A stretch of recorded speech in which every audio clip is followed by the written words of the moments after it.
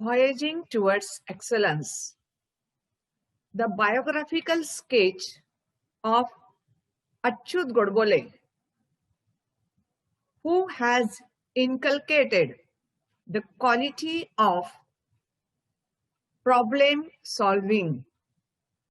His attitude he molded was problem solving, and the social background or the milieu he had in his childhood gave him the another outlook to see towards the world, to see towards the many fields of knowledges.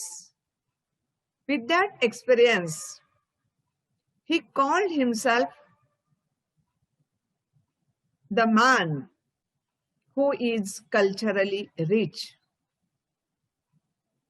In the third part, we are going to see how he succeeds in his life even after many difficulties, full of difficulties.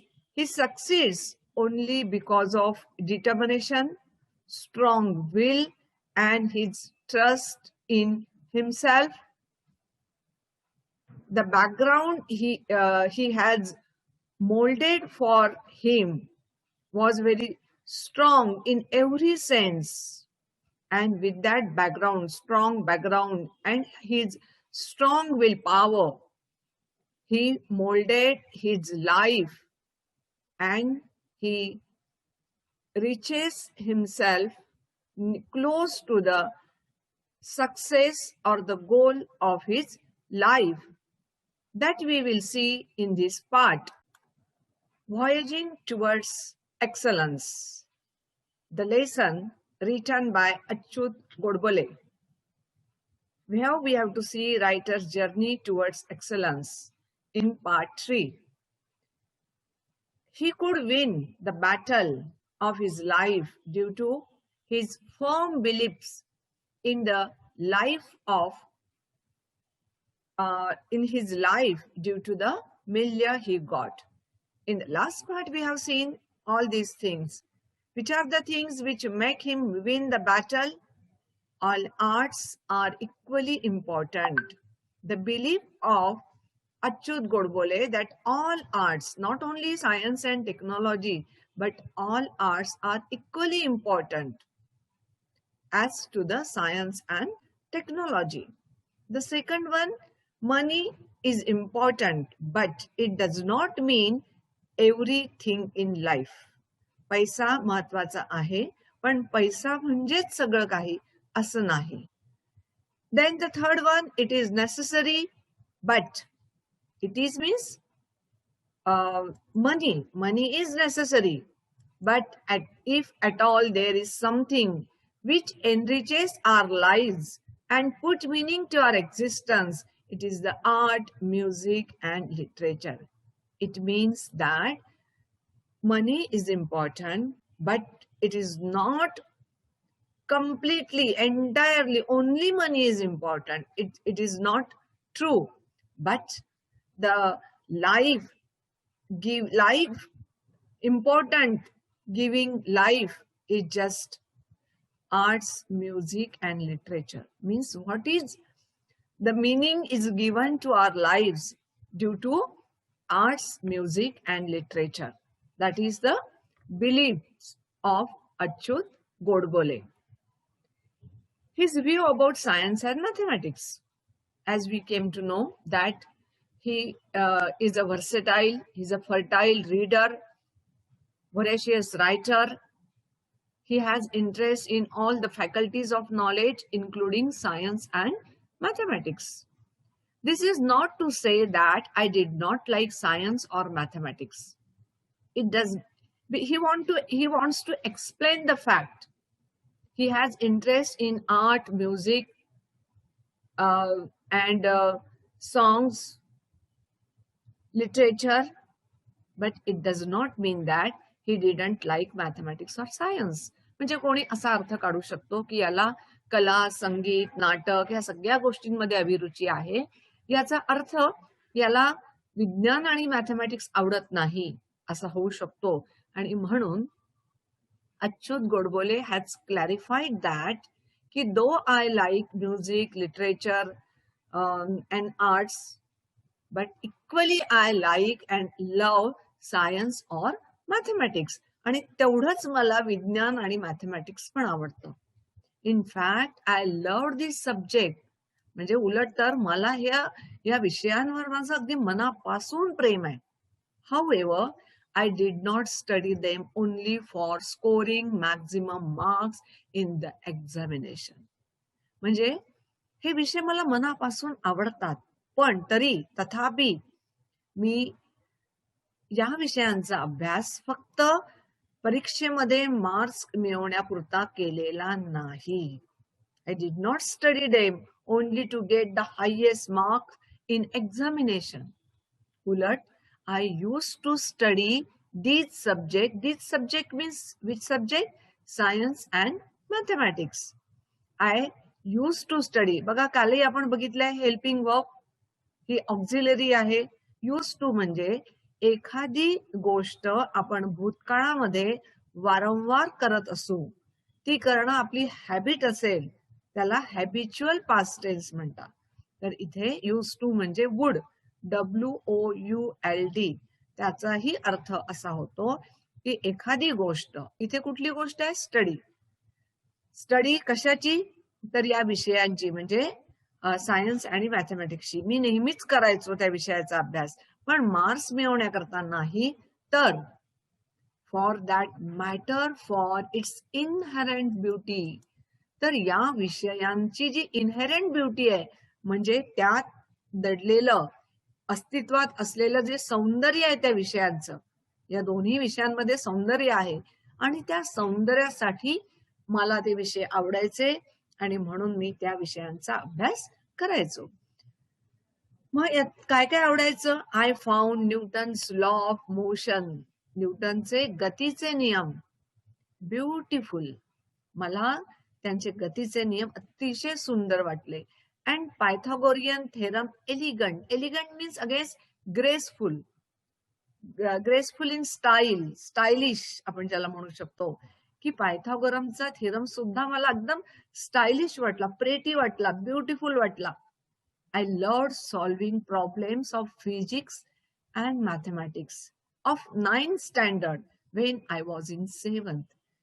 मी जेव्हा 7व्या वर्गात होतो तेव्हा मी 9वीतले सगळे problems, physics आणि mathematics या दोन विषयांचे 9वीतले problem solve करायचो, कारण मला त्याच्यात मजा यायची.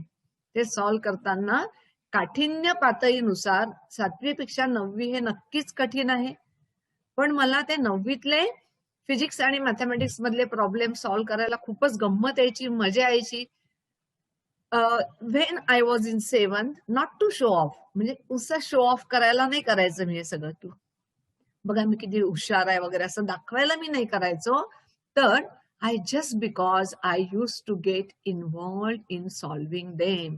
म्हणजे 7वीतला मुलगा 9वीतले गणित सोडवू शकतो हे काही शो ऑफ करायला मी केलं नाही, तर ते प्रॉब्लेम सॉल्व्ह करताना, मॅथमॅटिक्स आणि फिजिक्स मधले प्रॉब्लेम सॉल्व्ह करताना मी त्याच्यामध्ये इन्व्हॉल्व होऊन जायचो, त्यामध्ये रममाण होऊन जायचं, इतके मला ते आवडायचे. So now we can see in short Achyut Godbole's view about science and mathematics. आपण ते अगदी डिस्क्रिप्टिव्हली बघितले याच्या आधी, आता आपण ते स्टेप बाय स्टेप बघतोय. He loved science and mathematics. त्याला सायन्स आणि मॅथमॅटिक्स आवडायचं, along with music, literature, drama etcetera, म्हणजे त्याच्यासोबत हेही आवडायचं. I didn't study them to score maximum marks in examination. आणि परीक्षेमध्ये जास्तीत जास्त मार्क मिळवण्यासाठी मी त्याचा कधीच अभ्यास करायचा नाही, तर उलट just for the inherent beauty. या विषयांमधली जी मूळचं सौंदर्य आहे, त्या सौंदर्याचा अभ्यासक म्हणून मी त्या विषयांचा अभ्यास करायचो. Achyut Godbole's love for science and mathematics. त्यांचं प्रेम होतं सायन्स आणि मॅथमॅटिक्स, हेही आपण डिस्क्रिप्टिव्हली बघितलं. त्यातलं त्यांना काय आवडायचं? He found Newton's law of motion beautiful and Pythagoras theorem elegant. न्यूटनचा गतीचे नियम त्यांना सुंदर वाटायचे आणि पायथागोरन थेरम जे होते ते एलिगंट वाटायचे, ग्रेसफुल वाटायचे. He loved solving problems of physics and mathematics of 9th standard when I was in 7th. म्हणजे जो 7व्या वर्गात असताना मी हे 9वीतले, मी म्हणजे अच्युत गोडबोले, 9वीतले मॅथमॅटिक्स आणि फिजिक्स मधले गणित सोडवायचा. हे कशामुळं? तर त्यांना ते आवडायचं म्हणून. अच्युत गोडबोलेंचं प्रेम मॅथमॅटिक्स आणि सायन्सच्या बाबत आपल्याला या दोन विधानांमध्ये समजून येतं. Elegant method of solving the problem. Achyut गोडबोलेंनी स्वतःची एक ग्रेसफुल मेथड, एक स्टायलिश मेथड हे सगळे प्रॉब्लेम सॉल्व्ह करण्यासाठी शोधून काढली होती. त्याची एक एलिगंट मेथड होती. The writer developed a problem solving attitude. आणि ही प्रॉब्लेम सॉल्व्हिंग ॲटिट्यूड रायटरने डेव्हलप केली. कशामुळे? तर we have to see how. काय कारण होतं की त्यांनी ती डेव्हलप केली? ओके.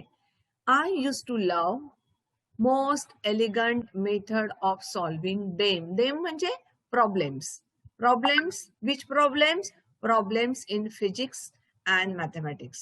या दोन विषयामधले प्रॉब्लेम सॉल्व्ह करण्याची जी मेथड होती ती अतिशय ग्रेसफुल होती आणि ती ग्रेसफुल मेथड यांना आवडायची आणि त्यातूनच ते सगळे प्रॉब्लेम सॉल्व्ह करण्यामध्ये अगदी रममाण होऊन जायचे. तहान भूक विसरून ते त्या गोष्टीचा अभ्यास करायचे. Obviously means clearly. Obviously, these problems were not a part of the curriculum, but I enjoyed the whole process. खरं तर हे सगळे जे प्रॉब्लेम होते फिजिक्स आणि मॅथमॅटिक्स मधले, हे त्यांच्या करिक्युलम मधले नव्हते, त्यांच्या अभ्यासक्रमातले नव्हते. म्हणजे त्यांना जे अभ्यासासाठी पुस्तक होतं 9व्या वर्गासाठी किंवा 7व्या वर्गासाठी, तर हे जे प्रॉब्लेम सॉल्व्हिंग मेथड त्यांना आवडायचे आणि त्यांनी ते गणित सोडवायचे. ते गणित त्यांना काही अभ्यासक्रमात नव्हते तरी ते सोडवायचे. याचं कारण I enjoyed the whole process. Whole म्हणजे संपूर्ण जे स्टेप्स आहे हे प्रॉब्लेम सोडवायच्या, ती प्रोसेस, ती प्रक्रियाच त्यांना इतकी आवडायची की ते त्याच्यामध्ये रममाण व्हायचे. And he like that elegant method of the solving the problems in mathematics and physics. This attitude, आणि त्यांची ही जी ॲटिट्यूड होती अभ्यासाकडे बघण्याची, ऑफ लुकिंग बियॉन्ड मार्क्सच्या पलीकडे जाऊन ते एखादी गोष्ट बघायचे. जनरल स्टुडंट जो असतो तो अभ्यास का करतो? तर परीक्षेमध्ये उत्तम मार्क्स मिळवण्यासाठी, मॅक्झिमम मार्क्स मिळवण्यासाठी किंवा फक्त पास होण्यासाठी एखादा जनरल विद्यार्थी अभ्यास करतात. पण अच्युत गोडबोले मात्र या अभ्यासाकडे बघण्याची त्यांची वृत्तीच वेगळी होती आणि म्हणून बियॉन्ड मार्क्स ऑफ एक्झामिनेशन, अभ्यास करताना या परीक्षेच्या मार्क्सकडे लक्ष ठेवून त्यांनी कधीच अभ्यास केला नाही. तर he like to seek the joy in solving any problem. उलट त्यांना हे सगळं करताना खूप आनंद यायचा. हा अभ्यास करताना, नवीन पद्धतीने अभ्यास करताना, प्रॉब्लेम सॉल्व्ह करताना त्यांना आनंद व्हायचा. So he could develop a problem solving attitude. म्हणजे त्यांनी स्वतःची एक प्रॉब्लेम सॉल्व्हिंग ॲटिट्यूड निर्माण केली होती जी त्यांना फार उपयोगाची ठरली. कुठे उपयोगाची ठरली? तर जेव्हा ते IIT च्या एंट्रन्स एक्झाम साठी, ती कोणती असते IIT ची एंट्रन्स एक्झाम? JEE. तर यासाठी एंट्रन्स एक्झामच्या तयारीसाठी त्यांना ही त्यांची ॲटिट्यूड, त्यांची ही अभ्यासाकडे बघण्याची वृत्ती ही त्यांना फारच उपयोगी ठरली. Because This exam is completely based on your problem solving ability. कारण ही परीक्षा जी आहे ना IIT ची, तीच मुळात व्यक्तीच्या प्रॉब्लेम सॉल्व्हिंग ॲबिलिटीवर डिपेंड असते. जर त्याच्याकडे प्रॉब्लेम सॉल्व्हिंग ॲबिलिटी असेल तरच तो ती परीक्षा क्रॅक करू शकतो किंवा पास होऊ शकतो. ती काय असते, कशी असते? The ability to think not only logically but quickly and rapidly. म्हणजे दोन गोष्टी असतात. एक तर त्या स्टुडंटचं लॉजिकल रिझनिंग खूप उत्तम असावं लागतं. लॉजिकली त्याची विचार करण्याची वृत्ती असावी लागते. तर ही वृत्ती त्यांची या प्रॉब्लेम सॉल्व्हिंग ॲटिट्यूडमुळे तयार झाली होती. कुठल्याही गोष्टीचा तो लॉजिकल विचार करायचा. पण नुसतं तेवढंच चालत नाही की लॉजिकली विचार करण्याची वृत्ती आहे म्हणजे ओके. तर ते लॉजिकली थिंकिंग हे क्विकली झालं पाहिजे, रॅपिडली झालं पाहिजे. वेळ पण कमी असतो, प्रत्येक प्रश्नाचा एक वेळ ठरलेला असतो. तेवढ्या स्पीडनी जर तुम्ही पेपर सोडवला तरच तुम्ही पास होऊ शकता. And so just to think logically, not only logically but also quickly and rapidly too. तर हा प्रश्न आपल्याला पडू शकतो की रायटरनी ही प्रॉब्लेम सॉल्व्हिंग ॲटिट्यूड कशी डेव्हलप केली. तर याचे दोनही कारण इथे दिलेले आहे. एक तर पहिला आहे की त्यांनी परीक्षेसाठी अभ्यास नाही केला. म्हणजे काय आहे की he did not look beyond, he look beyond marks of examination. म्हणजे परीक्षेमधील मार्क्स याच्या पलीकडे तो बघायचा. आणि दुसरं म्हणजे he felt Joy in solving and challenging problem. म्हणजे कुठलाही प्रॉब्लेम सॉल्व्ह करताना एक शिक्षा म्हणून तो ते करायचा नाही. जनरल विद्यार्थी जे असतात ते अभ्यास एक शिक्षा म्हणून त्याच्याकडे बघतात. पण यांना हे मात्र त्याच्याकडे जॉय म्हणून बघायचे आणि खरंच त्यांना आनंद मिळायचा हे सगळं सॉल्व्ह करताना. आणि या दोन गोष्टींमुळेच तो ही ॲटिट्यूड डेव्हलप करू शकला. Okay. Benefit of problem attitude. आणि त्यांना फायदे काय झाले की जी त्यांची प्रॉब्लेम सॉल्व्हिंग ॲटिट्यूड त्यांनी डेव्हलप केली होती. कारण ते परीक्षेकडे परीक्षा म्हणून न बघता परीक्षेमध्ये मार्क्स मिळवायचे म्हणून अभ्यासाकडे बघत नव्हते. आणि अभ्यास करताना किंवा प्रॉब्लेम सॉल्व्ह करताना ते त्याच्यामध्ये त्यांना आनंद मिळायचा. तर याचे फायदे काय झाले यांना? तर number 1, he used to love problem solving and used to enjoy finding out the most elegant method of solving them. कुठलेही प्रॉब्लेम सॉल्व्ह करणं हे त्यांना आवडायचं. He used to love. Okay. Problem solving वर ते प्रेम करायचे आणि या सगळ्या प्रोसेसमध्ये ते एन्जॉय करायचे. Finding out the most elegant method. म्हणजे एखादी मेथड फाइंड आउट करण्यामध्ये त्यांना खूप आनंद यायचा. Then obviously these problems were not a part of the curriculum but he enjoyed the whole process. आणि खरंच की ही सगळी जी करिक्युलमचा पार्ट नव्हता तो, तर ही सगळी प्रोसेस ते एन्जॉय करायचे. He enjoyed the whole process. Okay. This method of problem solving make him look beyond marks of examination. म्हणजे प्रॉब्लेम सॉल्व्हिंग ॲटिट्यूडचा त्यांना अजून एक फायदा झाला की तो एक्झामिनेशनच्या पलीकडे बघायचे. म्हणजे मार्क्ससाठी ते अभ्यास करायचे नाही. That is the benefit he got due to this attitude. नंतर त्याला आनंद मिळायचा. He seek the joy in solving any part of life, any part of curriculum, any part beyond curriculum.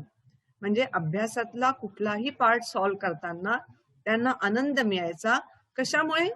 हा त्याचा बेनिफिट होता. त्याचा प्रॉब्लेम सॉल्व्हिंग ॲटिट्यूडचा हा benefit किंवा हा फायदा त्याला मिळालेला होता. ठीक आहे. Which are the achievements in the mathematics Achyut Godbole got. Achyut गोडबोलेंना मॅथमॅटिक्स मध्ये कुठले कुठले अचिव्हमेंट मिळाले होते, कुठल्या कुठल्या यश त्यांनी मिळवलं होतं. Okay. So he said, I scored 100% marks in mathematics in almost all the examination that appeared for my first standard until IIT, barring only a few times. म्हणजे जवळजवळ पहिल्या वर्गापासून तर IIT पर्यंत त्यांनी सगळ्याच वेळेस मॅथमॅटिक्स मध्ये 100% मार्क स्कोअर केले. I stood 16th in the SSC board. त्याच्या पलीकडच्या ज्या गोष्टी आहेत म्हणजे मॅथमॅटिक्स मधले तर अचिव्हमेंट्स आहेच, पण ओव्हरऑल त्यांचं जे परफॉर्मन्स आहे as a student, that is beyond our imagination. It is excellent. Okay, so he stood 16th in SSC board. SSC बोर्डच्या परीक्षेमध्ये ते 16वे मेरिट आले होते. Okay, for the whole Maharashtra including Nagpur. I stood first in university in all subjects put together. आणि युनिव्हर्सिटीमध्ये सुद्धा ते पहिले होते. सगळे सब्जेक्ट एकत्रित केल्यानंतर जर त्यांचे percentage, highest percentage he got. Those days you could get an admission into IIT without the entrance test if you had secured the first rank in the university. आणि त्यावेळेस IIT ला जायचं असेल तर JEE ची परीक्षा द्यायची गरज नव्हती त्या व्यक्तीला की जो युनिव्हर्सिटी मधनं टॉपर आहे. तर हे युनिव्हर्सिटी मधनं पहिले होते, यांना IIT परीक्षा द्यायची गरज नव्हती. But he appeared for examination. पण तरी ते परीक्षेकरता अपियर झाले. याचं कारण आपण नेक्स्ट टेक्स्ट मध्ये बघणार आहोत. Therefore, I didn't have the first rank in the university. Therefore, I didn't have to appear for entrance test to get admission into IIT. आणि त्याच्यामुळे यांना IIT ची एंट्रन्स एक्झाम देण्याची गरज नव्हती. But nobody in Solapur told me about it. पण सोलापूरमध्ये हे राहायचे, कोणत्याच सोलापूरकर व्यक्तीने याला सांगितलं नाही की तुला IIT परीक्षा देण्याची गरज नाही. तर लेखक पुढे असं म्हणता येते की for I doubt if anybody in Solapur even knew about this rule. की मला संशयच आहे की सोलापूरचं म्हणजे मुंबईपासून इतकं वेगळं वातावरण होतं की या परीक्षेकरता एंट्रन्स द्यावी लागत नाही जर आपण युनिव्हर्सिटीतनं टॉपर असेल. हे बहुतेक हा रूल कोणाला माहितीच नसेल आणि म्हणून तो माझ्यापर्यंत पोहोचला नाही. Therefore, I appeared for the entrance exam and I secured a very good rank in the same. आणि मी अपियर झालो आणि माझा रँक पण खूप छान होता त्यावेळेस. Poor English and inferiority complex. आता आमचे जे रायटर आहेत अच्युत गोडबोले, हे सोलापूरमध्ये राहायचे, मराठी मीडियमच्या शाळेमध्ये शिकले, त्याच्यामुळे त्यांचं इंग्लिश पुअर होतं आणि त्यामुळे त्यांच्यामध्ये एक कमीपणाचा इन्फिरियरिटी कॉम्प्लेक्स, ज्याला एक्झॅक्ट वर्ड आहे मराठीमध्ये न्यूनगंड, म्हणजे आपण खूप कमी आहोत सगळ्यांपेक्षा, ही जी भावना असते त्याला इन्फिरियरिटी कॉम्प्लेक्स असं म्हणतात. याच्या विरोधी आहे सुपिरियरिटी कॉम्प्लेक्स. काही लोकांमध्ये आपण खूप उच्च श्रेणीचा आहोत असा कॉम्प्लेक्स असतो, तर यांच्यामध्ये तो इन्फिरियरिटी कॉम्प्लेक्स होता. कशामुळे आला आणि कुठे आला? I was quite happy getting into IIT. IIT मध्ये ऍडमिशन मिळाली म्हणून हे खूप आनंदी झाले. But my Joy was short lived. पण माझा आनंद हा शॉर्ट लिव्ड ठरला, खूप कमी काळासाठी टिकला. याचं कारण at Solapur I had not seen any building which was more than 3 storeyed. सोलापूरमध्ये असताना आमच्या सोलापूरमध्ये 3 स्टोरी म्हणजे 3 मजल्यापेक्षा जास्त उंच इमारत मी पाहिलीच नव्हती. ही एक गोष्ट. दुसरी गोष्ट, आणि मुंबईत मात्र, मुंबईमध्ये त्यांना मिळाली होती admission. Mumbai however was full of skyscrapers. Skyscrapers म्हणजे गगनचुंबी इमारती, म्हणजे गगनाला भिडेल एवढी उंची त्या बिल्डिंगची होती. Multi stored building their was in Mumbai. At IIT, most of the students and professor used to converse in English, whereas my English was very poor. आणि IIT मधले सगळे प्रोफेसर्स आणि विद्यार्थी एकमेकांशी कन्व्हर्सेशन जे करायचे, कन्व्हर्स करणे म्हणजे संवाद करणे, बोलणे, टॉक, डायलॉग, तर सगळे इंग्लिश मध्ये करायचे आणि मी त्याच वेळेस मी कसा, माय इंग्लिश वॉज व्हेरी पुअर. माझं इंग्लिश हे खूपच पुअर होतं, खूपच दरिद्री इंग्लिश होतं माझं. I had my entire education in Marathi. याचं कारण की माझं पूर्ण शिक्षण हे मराठीत जायचं होतं. My spoken English was quite pathetic. आणि बोलतानाचं जे इंग्लिश असतं स्पोकन इंग्लिश, ते तर खूपच दयनीय होतं, पॅथेटिक होतं. म्हणजे स्वतः लेखक म्हणतात आहे की हे खूप पॅथेटिक होतं. Not only did I have very weak vocabulary, but my pronunciation also was terrible. म्हणजे माझं फक्त शब्दसंपदाच खूप अशक्त होती असं नाही, म्हणजे इंग्रजी शब्दांचं भांडार माझ्याकडे कमी होतं.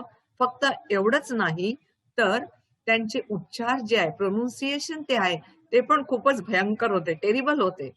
आणि ह्याची जाणीव त्याला मुंबईला गेल्यावरच झाली, कारण सोलापूरमध्ये तो हिरो होता, पण मुंबईला गेल्यावर याला त्याची जाणीव झाली.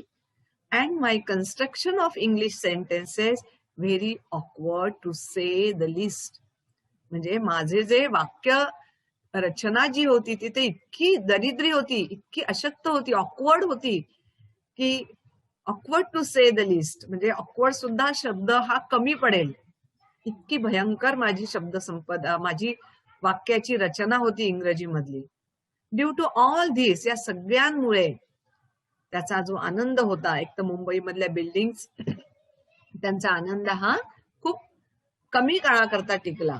Due to all this I was feeling quite lonely. आणि या सगळ्यामुळे मला खूप एकटेपणाची भावना आली, लोनलीनेस त्याच्यामध्ये आला. And terrified in Mumbai in general and IIT in particular. म्हणजे मुंबई खूप भयंकर होती त्यांच्याकरता, आणि IIT तर खूपच, कारण त्याला IIT मध्येच, कॅम्पसमध्येच राहावं लागतं. तर he was afraid and he was lonely there in the IIT campus. I had developed and inferiority complex. तर हा इन्फिरिटी कॉम्प्लेक्स त्यांनी त्याच्या मनामध्ये निर्माण झाला होता. And wanted to run away from IIT and even Mumbai. आणि म्हणून मला IIT मधनं पळून जावंसं वाटत होतं, मुंबईमधनं पळून जावंसं वाटत होतं आपल्या मूळ गावी. सॉफिस्टिकेटेड म्हणजे खूपच ज्याला म्हणतो की ग्रेसफुल. सॉफिस्टिकेटेड इथे ज्या अर्थाने वापरली आहे ती ग्रेसफुल इंग्लिश, अगदी खूप उच्च कोटीतले लोक बोलतात तशी इंग्लिश तिथले IIT मधले प्रोफेसर्स आणि विद्यार्थी वापरायचे. This is the campus of IIT Mumbai. IIT मुंबईचं कॅम्पस आहे.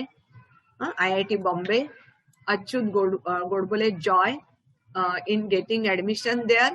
पण तो जॉय त्यांचा अतिशय आपण त्याचं आता जे समअप करतोय, आता जे आपण बघितलं ना ते थोडक्यात आता आपण परत बघतो आहे.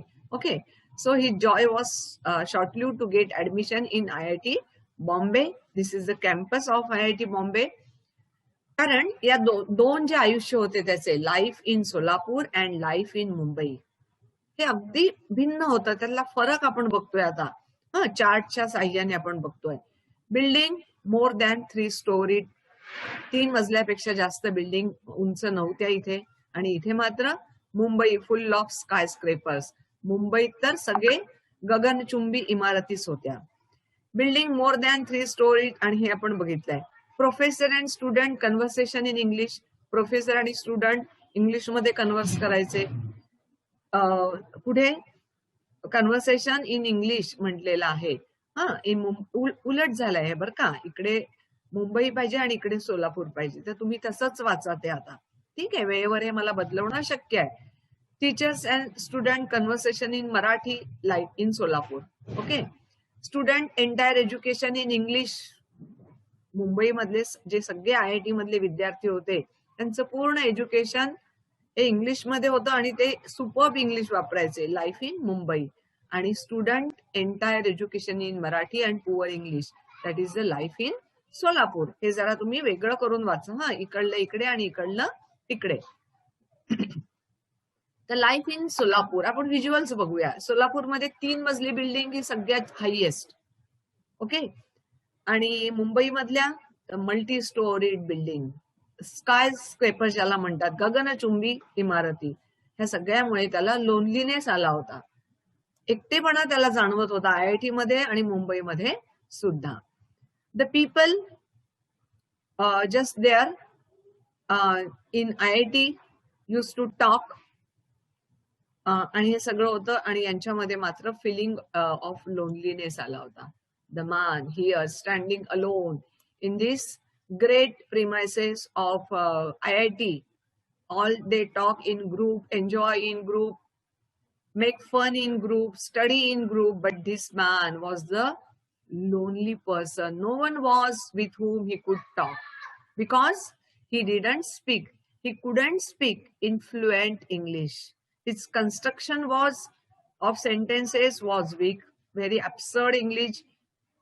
He could speak very poor English, vocabulary was weak, and so he was completely isolated.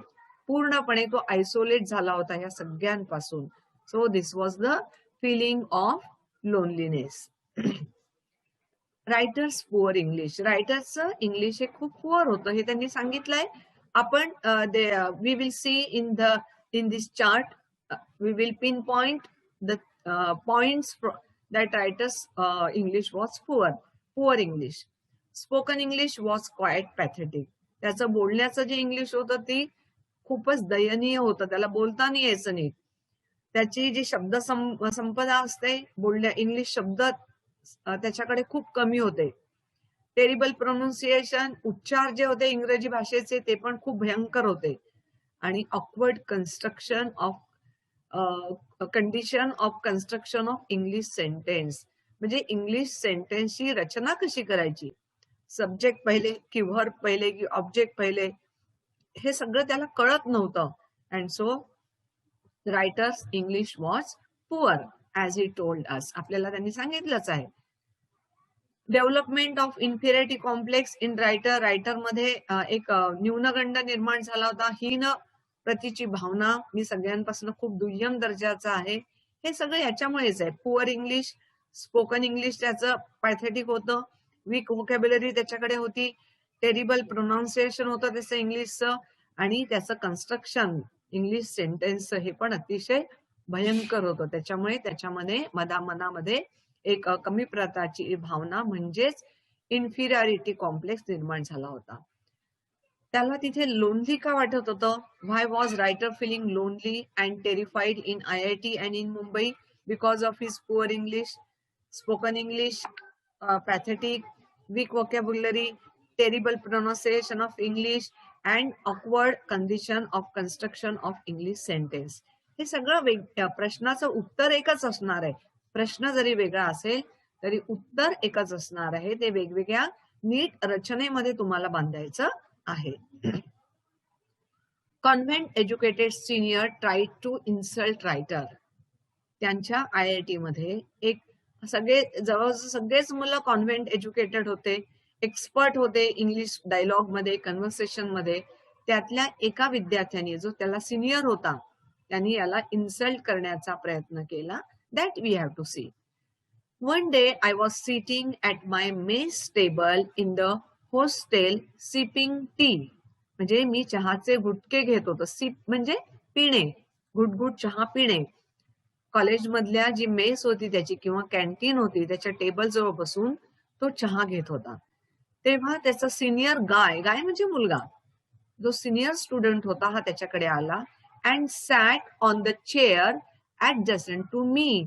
त्याच्या चेअरला लागून जी चेअर होती तिथे तो बसला. कशासाठी बसला? याची खेचण्यासाठी, याला अपमानित करण्यासाठी, कारण त्याला माहिती होतं की हा इंग्लिश बोलू शकत नाही. He was a convent educated guy. तो कॉन्व्हेंट एज्युकेटेड मुलगा होता विथ फेअरली सोफिस्टिकेटेड इंग्लिश. म्हणजे उच्च श्रेणीचं इंग्लिश, एकदम रिफाईन्ड इंग्लिश होतं त्याचं, फेअरली. आणि ऍटलिस्ट स्पोकन ऑर कोलोक्वियल इंग्लिश. म्हणजे तो म्हणतोय की तो जो विद्यार्थी होता सिनियर, की त्याचं इंग्लिश खूपच रिफाईन्ड होतं, खूप स्टायलिश इंग्लिश होतं. म्हणजे पुढे म्हणतात की निदान तो किती चांगलं होतं लिखाणात हे मला माहिती नाही, पण निदान बोलताना आणि कोलोक्वियल इंग्लिश म्हणजे बोली भाषेतलं इंग्लिश तरी त्याचं उत्तम होतं, सोफिस्टिकेटेड होतं. तो आला आणि माझ्या बाजूला बसला. He was a bit arrogant. तो खूप उद्धट होता. Arrogant म्हणजे उद्धट. And wanted to pull my leg. त्याला त्याचा पाय खेचायचा होता, त्याची खेचायची होती. सो त्याला खेचण्यासाठी पाय खेचणे म्हणजे असं शरीरातला पाय खेचणे असं नाही, तर त्याची खेचायची होती, त्याचा अपमान करायचा होता, इन्सल्ट करायचा होता. म्हणून त्यांनी काय केलं, ही म्हणजे तो मुलगा, sophisticated English speaking boy, he tried to engage in some conversation with me, माझ्याशी काही संवाद कन्व्हर्सेशन करण्याचा त्यांनी प्रयत्न केला, मला त्याच्यात एंगेज करण्याचा प्रयत्न केला. And started pointing out errors in just about every sentence or everything that I said. आणि त्यांनी काय केलं, मला बोलवतं केलं, मला बोलतं केलं, आणि इंग्लिशमध्ये, आणि प्रत्येक वाक्यामध्ये माझी चूक काढली त्यांनी. प्रत्येक सेंटेन्स मध्ये त्यांनी चूक काढण्याचा प्रयत्न केला, किंवा जे काही मी बोललो त्यात त्यांनी चूक काढण्याचा प्रयत्न केला. After about 5 minutes he walk away after insulting me. जवळजवळ 5 मिनिटं त्यांनी हा खेळ केला, आणि 5 मिनिटानंतर तो तिथून निघून गेला. See the scene we can see here. That is the college canteen of IIT Mumbai. Our author Achyut Godbole is sitting here at the coffee table, tea table, and the man, arrogant boy, who is very sophisticated in his English speaking, English conversation, he tried to insult him by making him speak in English and finding the fault and the mistake in his talk. त्याच्या English बोलण्यामधल्या सगळ्या चुका त्यांनी काढल्या, आणि नंतर 5 मिनिटांनी तो तिथून निघून गेला. How did the arrogant student insult the writer. या ॲरोगंट स्टुडंटनी आपल्या अच्युत गोडबोलेंचा, रायटरचा कसा इन्सल्ट केला, दॅट इज टोल्ड हिअर. आपण ते बघितलंय. आता वी विल पिन, आपण काही पॉइंट बघू की ज्याच्यामुळे आपल्याला संपूर्ण टेक्स्ट लक्षात राहील. He wanted to pull writer's leg. त्याला रायटरचा पाय खेचायचा होता, म्हणजे त्याचा इन्सल्ट करायचा होता. He tried to engage the writer in some conversation. त्यांनी रायटरला इंग्लिश संभाषणामध्ये गुंतवण्याचा प्रयत्न केला, आणि त्यानंतर he started to point out writer's error in just every sentence or everything the writer said. आणि त्यानंतर रायटरनी जे जे काही बोलला, जे जे वाक्य म्हटले, त्यातल्या त्यांनी चुका काढल्या. Character of the arrogant student. आणि यावरून त्या ॲरोगंट स्टुडंटचं कॅरेक्टर, त्याचं चरित्र आपण समजून घेऊ शकतो. He was a convent educated guy. तो एक कॉन्व्हेंट शिक्षित मुलगा होता. He spoke fairly sophisticated English, at least spoken or colloquial. म्हणजे निदान तो बोलताना तरी खूप सुंदर, एकदम स्टायलिश आणि रिफाईन्ड इंग्लिश बोलायचा. He was very arrogant.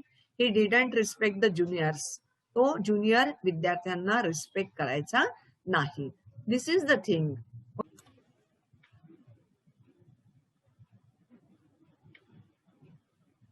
The last straw. आता हा लास्ट स्ट्रॉ म्हणजे काय, हा शब्द आता यात आलेला आहे. The last straw means the latest problem in a series of problems. म्हणजे मुंबई IIT ला आल्यापासून एकामागून एक प्रॉब्लेम त्याच्याकडे येतच होते अच्युत गोडबोलेंना. एकतर मुंबईचं वातावरण आणि सोलापूरचं वातावरण हे खूपच वेगळं होतं. सोलापूरमध्ये एक 3 मजली बिल्डिंग म्हणजे सगळ्यात उंच, आणि मुंबईला मात्र गगनचुंबी इमारती. बरोबर आहे ना, just highest buildings are there. हा एक प्रॉब्लेम होता. नंतर तिथे आलेले सगळे जे विद्यार्थी होते आणि प्रोफेसर होते, ते सगळे इंग्लिशमध्ये कन्व्हर्स करायचे.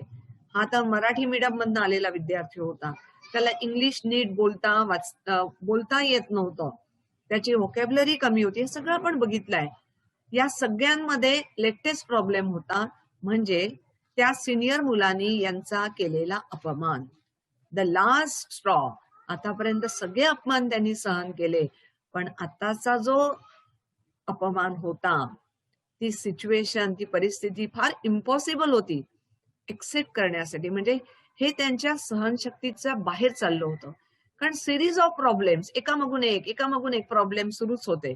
ह्या सिरीज मधले, या शृंखलेमध्ये जो लेटेस्ट प्रॉब्लेम होता तो म्हणजे त्या ॲरोगंट सॉफिस्टिकेटेड मुलांनी यांचा केलेला अपमान हा मात्र त्यांच्यासाठी आता अशक्य झाला होता. So I felt means Achyut Godbole felt extremely humiliated. Humiliated म्हणजे अपमानित होणे, निराश होणे. ह्युमिलिएटेड याचे आपण पूर्ण डिटेलमध्ये याचे अर्थ बघू नेक्स्ट स्लाइड मध्ये. I felt extremely humiliated and upset. Nervous झाला होता तो पूर्णपणे, त्याचा पाणउतारा झाला होता त्याच्याकडनं. सगळी त्याची जे हुशारी होती ती सगळी त्यांनी कमी लेखली होती त्या एरोगंट मुलांनी. ही वॉज अपसेट नाव. I means Godbole, Achyut Godbole. As it is I was feeling quite depress. आणि पूर्णपणे तो डिप्रेस झाला होता या लास्ट स्ट्रॉनी, या शेवटच्या प्रॉब्लेमनी तो पूर्ण डिप्रेस, खिन्न झाला होता, डिसअपॉइंट झाला होता, फ्रस्ट्रेट झाला होता and diffident. And this incident was the last straw. Incident म्हणजे घटना. ही जी घटना होती ती प्रॉब्लेम सिरीज मधला सगळ्यात शेवटचा प्रॉब्लेम होता नाव. I was almost broken. मी तुटलो होतो, म्हणजे मला आता तिथे राहायचंच नव्हतं, इतका तुटलो होतो. I was broken. I felt out of place. आणि ही जागा माझ्याकरता नाहीच आहे. मुंबई IIT ही प्लेस माझ्याकरता नाहीच आहे. म्हणजे या सगळ्यांपेक्षा मी ऑड आहे, odd man out. Out of place, odd man out आहे मी. या सगळ्यांमध्ये मॅच होणारा मी नाहीये असं त्यांना वाटलं. There means in IIT Mumbai. And literally wanted to run away to Solapur. That very moment. आणि अगदी शब्दशः त्यांची जी परिस्थिती होती, कंडिशन होती, की त्यांना त्या क्षणी तिथून पळून जावं असं वाटत होतं सोलापूरला, अगदी त्या क्षणी, very moment. However, it was only my self-esteem which stopped me. अशी परिस्थिती आल्यावरही मी तिथे राहिलो. याचं कारण म्हणजे माझा स्वतःबद्दलचा आदर. सेल्फ इस्टीम, सेल्फ रिस्पेक्ट हा अतिशय महत्वाचा असतो. आणि ज्या व्यक्तीला स्वतःचा आदर नसतो तो कधीच यशस्वी होऊ शकत नाही. इथे आमच्या अच्युत गोडबोलेंमध्ये तो स्वतःबद्दलचा आदर होता, ज्यांनी त्यांना थांबवलं. Stop him there in the IIT Mumbai and complete his IIT with the highest mark. आणि हायेस्ट मार्क सकट IIT पास होणं हे त्याच्या स्वतःवर स्वतःचा आदर असल्यामुळे ते शक्य झालं. Suddenly a feeling of determination, निर्धार. डिटर्मिनेशन म्हणजे निर्धार, फर्म डिसिजन. त्याच्या मनामध्ये एक फर्म डिसिजन त्यांनी घेतलं. अँड स्ट्रेंथ आणि ताकद, मानसिक ताकद. Came over me and grip me. Determination and strength आली आणि त्याच्यावर तिने ताबा मिळवला. आतापर्यंत अच्युत गोडबोलेंवर ताबा कोणी घेतला होता? नैराश्याने. पण आता मात्र determination and strength came over him and grip him. ताबा मिळवला अच्युत गोडबोलेवर. No, you can do, you can break, you can face and you can win the battle. तू आपलं युद्ध जिंकू शकणार आहे असं डिटर्मिनेशन त्यांच्यामध्ये त्या क्षणी आलं. Difficult words here. Diffident means modest or shy because of a lack of confidence. Self confidence नसल्यामुळे अतिशय लाजणं, दॅट इज अ डिफिडंट. याला बोलण्याचा कॉन्फिडन्स नव्हता इंग्लिशचा, त्याच्यामुळे he was very shy. Depress, nervous. Humiliated, ashamed of, स्वतःची लाज वाटणे, कुठल्या तरी परिस्थितीमुळे ते होणं. आउट ऑफ प्लेस म्हणजे odd one. Self esteem, self respect. Determination, strong decision. Grip, hold tightly. एखाद्याला टाइटली पकडणं, that is a grip. Strong determination to fight the battle. जे काही युद्ध सुरू होतं त्याच्यासाठी त्याला स्ट्रॉंग डिटर्मिनेशन मिळालं. Despite hailing from Solapur, if I could be a rank holder in the school, college and IIT with many awards in mathematics, there must be something right with me. आणि ते जे डिटर्मिनेशन त्यांनी केलं, जो निर्धार केला आणि स्वतःचा सेल्फ रिस्पेक्ट पुन्हा मिळवला, ते कशामुळं? की तो म्हणतोय की मी एक सोलापूरमधनं, एका छोट्याशा गावामधनं आलं असताना सुद्धा जर मी रँक होल्डर आहे, म्हणजे मला एक योग्य क्रम मिळालेला आहे परीक्षेमध्ये, शाळेमध्ये, कॉलेजमध्ये आणि IIT मध्ये सुद्धा अनेक अवॉर्ड्स मॅथमॅटिक्स मध्ये, तर मी दुबळा कसा असेल? मी वीक कसा असेल? उलट माझ्यामध्ये काहीतरी योग्य आहे, ज्यामुळेच मी इतकं सगळं मिळवू शकलो. हा विश्वास आल्यामुळे तो तिथे राहिला. Why should I give up? मी का सोडून जावं? माझी काय चूक आहे? IIT म्हणून मला एवढ्या कष्टाने मिळवलेले IIT मधली ऍडमिशन मी का सोडावी? असा प्रश्न त्यांनी स्वतःला केला. And that too for a silly and small thing like English. English सारख्या मूर्ख आणि क्षुल्लक गोष्टीसाठी मी माझं एवढी चांगली ऍडमिशन सोडून जावी? I was not to give up any more. आता मी कुठलीच गोष्ट गिव्ह अप करणार नाही, सोडणार नाही. I was determined to fight back. आहे ती परिस्थिती मी लढणार, लढाऊपणे जिंकणार, हा निर्धार मी केला, असं अच्युत गोडबोले म्हणतात आहे. आणि त्यांचा जो प्रवास आहे, voyaging towards excellence, due to the culturally rich backdrop, subject for the matter for its inherent beauty. कुठल्याही विषयाचा अभ्यास त्यांनी त्या विषयात असणारं जे सौंदर्य आहे त्याच्याकरता केला, आणि त्याची प्रॉब्लेम सॉल्व्हिंग ऍटिट्यूड, यामुळे तो अच्युत गोडबोले त्यांचा एक्सलन्स कडे प्रवास होऊ शकला. Okay, these are the three things we have seen, and here we are making the end of the third part of the lesson, voyaging towards excellence.